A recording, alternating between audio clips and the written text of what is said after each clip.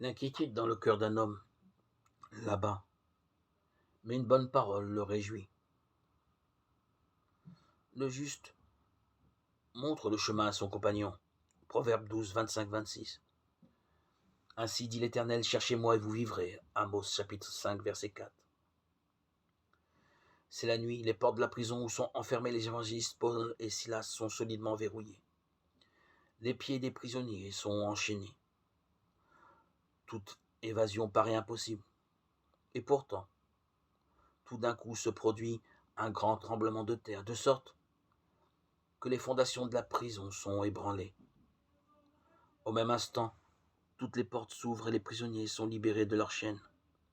Le gardien se réveille, bouleversé, la fuite des prisonniers, sa culpabilité, sa carrière brisée, son honneur perdu. Il tire son épée et veut se donner la mort. 20 siècles ont passé, et chaque jour, des hommes et des femmes désespérés ne voient qu'une issue à leur situation, sauter la vie. Qu'ils écoutent plutôt ce que l'apôtre Paul crie au gardien. Ne te fais pas de mal. Non, non, ce n'est pas son épée qui délivrera cet homme de son désespoir. Dieu seul peut lui donner la force de vivre. Alors il s'écrie, que faut-il que je fasse pour être sauvé?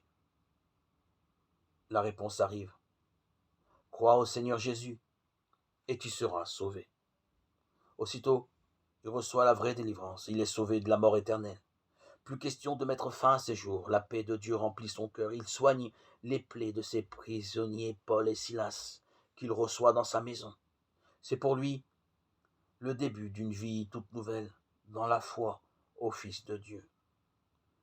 Tu m'as fait connaître les chemins de la vie. Tu me rempliras de joie par le regard de ta face. Acte 2, verset 28.